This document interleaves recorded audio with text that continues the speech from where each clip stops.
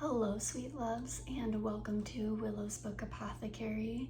I am so excited to come to you with a book that I have been needing in my life and I didn't even know that I needed it. It is Upon a Starlit Tide by Kell. This was in the new release section of my local bookstore, and when I had seen the cover, I knew that I had to give it a whirl, so let me read to you the inside jacket. Upon a Starlit Tide is a dark and enchanting historical fantasy combining elements of The Little Mermaid and Cinderella into a wholly original tale of love, power, and betrayal. I am a sucker for anything that involves fae, mermaids, retelling of folklore, as well as anything that takes place in France, which this novel does. It takes place in 1758 during the French Indian War. I thought the novel was excellent. The author did a great job weaving together The Little Mermaid and Cinderella into something that still felt relatively authentic. As far as folklore goes, I want to read to you a paragraph from the end of the book that explains two other folk tales that she weaved into this story. I've often described Upon a Starlit Tide as a mashup of Cinderella and the Little Mermaid fairy tales. While this is true, it also includes elements of two more tales, Bluebird, which has roots in Brittany, and a lesser-known Breton folktale about a merchant or a shoemaker who finds a mermaid on the beach and takes her home to be part of his family. The girl possesses the power of the fairies, but she is wild and unruly and forever escaping the house and wandering the shore. I will not provide spoilers in this video, but that is basically the essence. The plot follows the main character, Luce, who was found on a beach at a very young age by her adopted father. Her adopted father takes her home and she lives a life with a mother and her two sisters who have an uncanny resemblance to the two evil stepsisters in Cinderella. There, Luce finds herself really drawn to the sea, and one morning she is out and finds a young man floating in the water after a shipwreck. She swims out, she saves him, drags him to the beach, and townsfolk find him on the beach where they take him to the nearest home, which would of course be her home where her family resides. From there, it is really a tale of just finding oneself.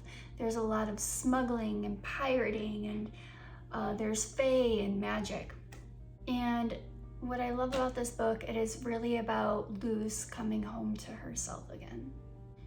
What I absolutely loved, because I think, a mermaid at heart, is all of the superstitions that the author portrays in this book as being associated with the sea. So I would like to share with you some of those superstitions. So one of the first superstitions is that women are not supposed to comb or do anything with their hair after dark, as it is believed to rouse the sea and to create unruly weather. Another superstition that I found very interesting was that if you pull someone from the sea that is still alive, then you owe the ocean a soul. In other words, you stole from the sea. That life was meant to be claimed, and now you owe another life to it. There are a lot of folk tales in here saying that women on ships are good luck. There was also some speak of how new moons and stormy weather are the perfect times for smuggling goods, as the new moon is a dark moon and the bad weather keeps the ships at bay. There are more ships available and it is dark outside. And of course, I can't go without telling you a little bit of the folklore surrounding mermaids. I'm gonna read this directly from the book. The tales always say that sea maids are vain and selfish, but they were never just looking at their reflections, were they?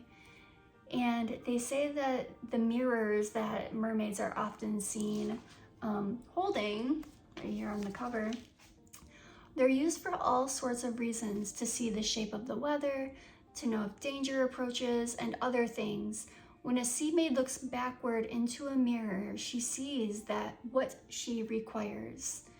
And then also in terms of mermaids, they're seen with combs. The combs apparently are for mermaids or sea maids to be able to raise storms. This novel was fantastic. It was compelling. It had a great flow to it. It was easy to understand. It is a standalone novel just based on the way that things had tied up. What impressed me the most was the language that Woods uses throughout the novel. It is so incredibly vivid and descriptive, and I feel like I'm standing there with the ocean whipping through my hair, or I can smell the sea mist on the breeze. For the lovers of fae and mermaids and sea magic, this book is absolutely perfect for you. I'll see you soon, BookTube. Happy reading.